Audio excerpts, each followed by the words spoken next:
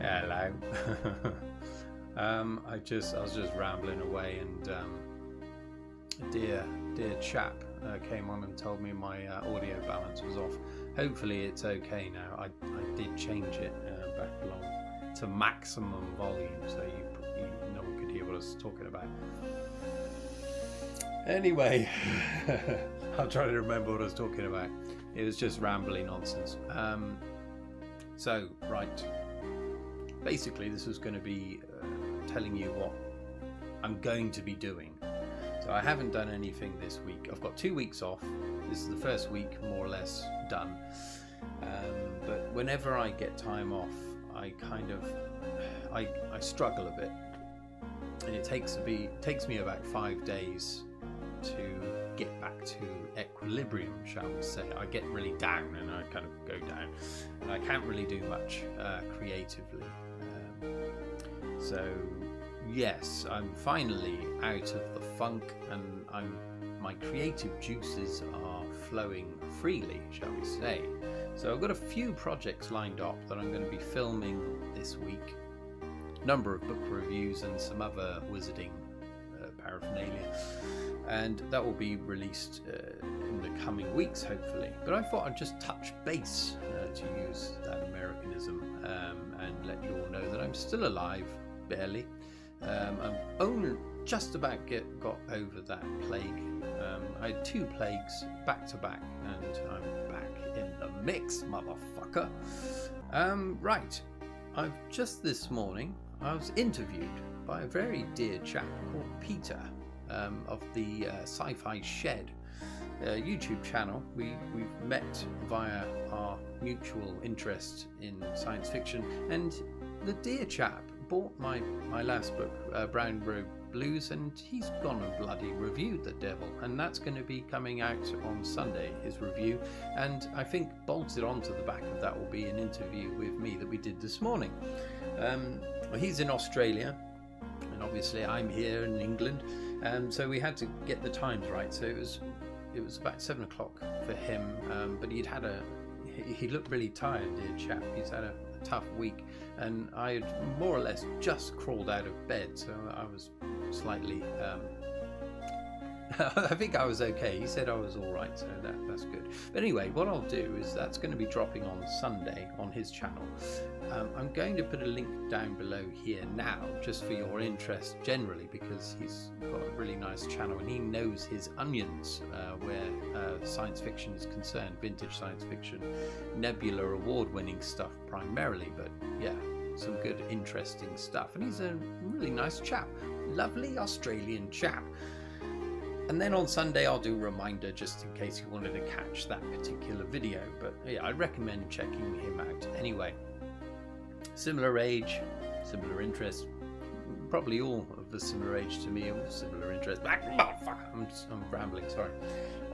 Right, so I've got a couple of book hauls coming. I've got loads of books down on the carpet behind me, festering in the funk of this small room, which it's okay. It's gotten better since we've got insulation there, but it still suffers from a little bit of damp. In fact, I got a book. I had a book out yesterday because I was going to sell it on eBay because I wasn't interested in it, but it seemed to have some kind of value. And I opened it up, and the fucking spine more or less snapped in half. It had become really soft, and I couldn't sell that, so I've tossed it in the fucking bin. Right, so I've also been reading a number of books, so I'm just going to very quickly give you a preview of what's to come in the coming weeks, review wise. So the first one is this one, Beyond Tomorrow, a selection of science fiction short stories by a number of different authors. Right, is my bloody volume balance okay now? Because I did change it, but I'll tell you what, I'll smack this up a bit. This might be too loud now, but anyways, some wonderful authors on here. We've got J.G. Ballard, we've got Philip K. Dick, we've got Ursula Le Guin, Paul Anderson, Brian Aldiss, Robert Silverberg. We've got some absolute beauties in here. Incidentally, some of the authors I thought would offer some really interesting stories were slightly disappointing, but I discovered some other authors that were tip top, shall we say, and one of them being Gordon R. Dickson. I don't know if any of you have heard of him. Really loved his short story, and I've gone on to buy another of his books. Okay, we're back down to one viewer. So I only did this live stream because I'm a lazy bastard and I didn't want to have to edit it. But I just wanted to say hello, really. So the next one is this bugger, Michael Crichton's Jurassic Park. This is the first book I've ever read of Michael Crichton, and I was disappointed, I would say that. The problem is we're all very familiar now with the concept of bringing dinosaurs back from the dead. In Jurassic Park films, of which there are many, it's firmly implanted into the human consciousness. I can imagine there's many people on the planet that haven't interacted with it on some level. When this book came out, it must have been mind-blowing, but obviously now reading it however many years on, it's disappointing. I didn't really enjoy it that much.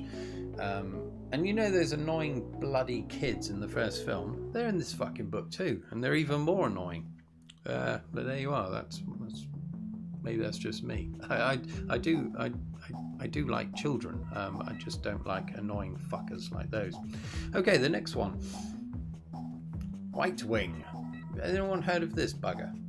By Gordon Kendall. I really didn't like this one either. In fact, I've been calling it Shite Wing all week. 2 weeks. It's taken me 2 weeks to get through this bloody thing. I did not like it. It's kind of like Battlestar Galactica meets a kind of swingers club, if you will. It features polyamory, so kind of wives and husbands, units of 7. But don't worry, it doesn't get too naughty. It's done very tastefully, in fact, and there is some interest to be had in this book, but it was a bastard of a read, and it was like pulling teeth.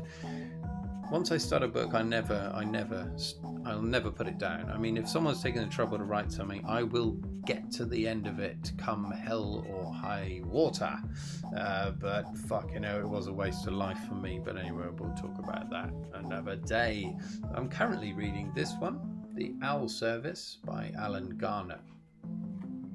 So this was recommended to me by an old friend of mine from art college. Aaron Timbrell, and it's quite an intriguing book. I've only just started it. I think ostensibly a children's book, but it's really well written and has a kind of eeriness to it that really appeals to me. Perhaps like a folklore, kind of folk story, I suppose, and it's set in Wales. But I love that cover. I mean, this is quite an early publication. This is 75, this edition, but it's been reprinted many times and has quite a following by all accounts. So I thought I'd indulge in a bit of whimsy. Well, it's not really whimsy. It's a bit of that. The music playing in the background, which you hopefully isn't competing with my voice this time, is from the soundtrack of the wonderful game Shadow of the Beast Free on the Amiga. Absolutely wonderful soundtrack. What else am I doing? Right. There might be a live stream maybe one day. I probably won't do that though. It always costs me the next day, not just in terms of the effects of inebriation, but the mental strain it has on me old poor noggin.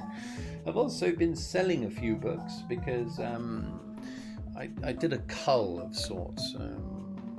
I whipped out about 35 because I just don't have the room here, and I slapped them on eBay. I made 14 quid on those 35 books, but at least it's gone to a good home. I could have given them to charity, obviously, but I do need a little money myself. What else? I've bought a load of canvases. Canvas. I'll just give you a couple here. They're tiny little buggers. Look at these. Stretch canvas. Got them from Jackson's Art. That's where I normally go. Online, they make their own canvases, and they're very well made. And I was just thinking I'd just do some really small ones for a change, because the problem is, I mean, my paintings, as I've probably told you before, they don't really sell, and so I end up spending hours and hours working on painting, and then I have to price it quite low anyway, and then when you factor in the costs of the postage and the materials and everything, I make very little indeed. So I thought, if I do these little ones, hopefully it won't take as long, and I can just send them for the lowest, you know, just send it as a large letter. Perhaps they're so small. That might be somewhere to go with my painting from now on. Perhaps rather than, you know, doing paintings this size. This was going to be the cover of my book, and I didn't bother doing it in the end. I'll probably just paint a great big pair of tits on there. Something similar. I've got another one to fill. I've shown this before. I've got this frame that I'm going to fill, and I've got something in mind for that. So I've got a canvas ready for that too.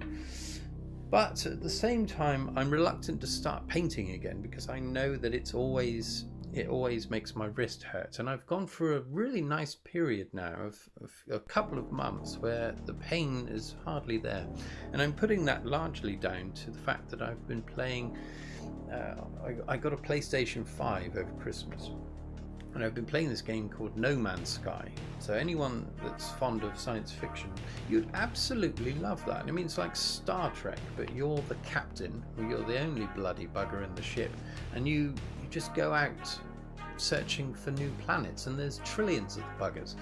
So I've been losing myself in space, and at the beginning, so this is the PlayStation 5 controller. At the beginning, when I first started playing it, my wrist, I'd never had it hurting so much. And I thought, I've just spent, what, 500 quid on this PlayStation. I'm not going to be able to play it. But as luck would have it, it was a form of rehabilitation, and my wrist now could crack walnuts. I don't know if it could crack walnuts. It's still the wrist of a 90-year-old, but I've probably brought it down to around 80-year-old. So there's life in the wrist. So I'm hoping that maybe painting will be okay now. Unfortunately, my good wrist has started going downhill, and I don't know why. I tell you, eventually I'll be on this channel and I'll have a hook on each hand. I'll just be a hook man or something, because it's not going well, let's put it that way. Look after your wrists, everyone. You will miss them when they're hurting you, shall we say. Yeah, so right, that's that. So I will be painting soon. What else is there to say? Just adding a little annex onto that conversation of canvases. There is a tendency to try to purchase canvas as cheaply as possible, especially if the work that you're producing won't have a high value. But there has to be a baseline. Don't go too cheap, because you will be bitten in the ass. And I was bitten because there's a kind of budget store we have in the UK called The Works, and they do some art supplies. They do some stretch canvas, they do canvas boards, really crap paint brushes and paint. But the canvas looked good. I thought it was good. Turns out it's absolutely shit. And so canvas should have at least 2 layers, if not 3, of acrylic gesso as the base, you know, the base coat. These canvases had emulsion on them. And so I had them in my room, which does suffer from a bit of damp anyway. Within a week, it stripped the primer off, and it was back down to the weave of the canvas. If I had painted on top of that with oils, within a couple of months, the bastard would have looked like a Roman mosaic. It would have just cracked, because the oils would have just sunk right into the cotton. rather than, you know, butting up against the acrylic. So luckily I dodged a bullet there. So yeah, if you're a fellow painter, do not get cheap-ass canvas. Perhaps, I mean, if you used acrylics on top of it, it'd probably be okay, but oils, no. Make sure it's decent quality.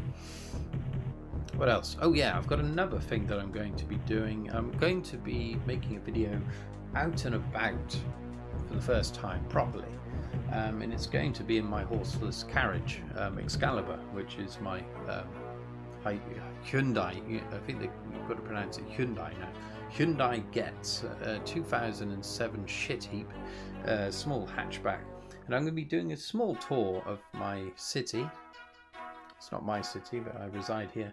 It's formerly a medieval city, and we're going to be trying our fortunes buying scratch cards, but by using my wizarding powers to divine the winning ones. So that will hopefully be happening next week, but we'll see. And if we win big, you may never see me again. That's not going to happen. I did a trial run a couple of months ago, but I wasn't wearing my robes, and that meant that I didn't win a single penny.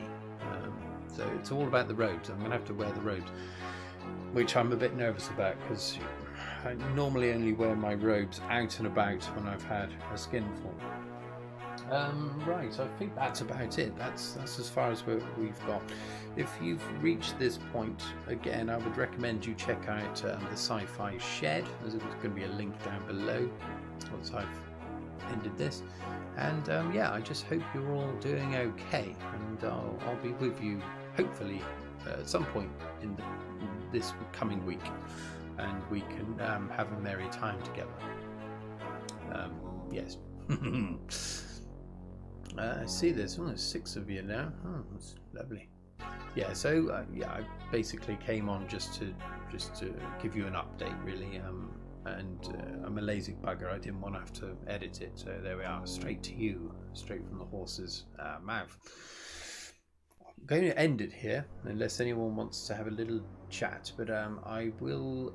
Yeah, I don't have much time anyway. So, and it's early in the morning, and I haven't had a pint yet. Let's have a look here. Yes. Yeah, it's gone.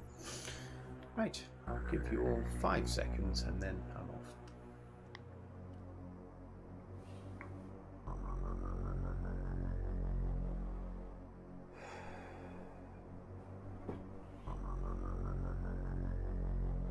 It could very well not be working. I've been having trouble with this today. One moment. See, some of you may have messaged and I can't see the bastard. Let's have a look here. There's one comment. Oh, that was from the last one. Yeah, the music's too loud. Yes. Ah, that's the one. Ah, yes, right. There were some messages. My bastard. I had a feeling this might happen. Sounds better. Nice. Okay, cheers. I should have read that 18 minutes ago, but sorry about that. And Paul Owens, great memories of the 70s TV version of the Owl Service. Ah, no way. I've never heard of it before. But yeah, my friend posted on, it was on Facebook, and he had a collection of those by Alan Gardner. And I thought, bloody hell, I've never heard of that, but I really liked the covers. And the Alva Service he said it was his favourite, so I thought I'd start with that. Yeah, wonderful. Yeah, I'm enjoying it at the moment, so yeah, hopefully good times shall be had. Right, there we are. Let's leave it there. Thanks for those of you who have dipped in for a little perusal, and I will be back with you soon. Anyway, cheers. Have a lovely weekend. Don't drink too much.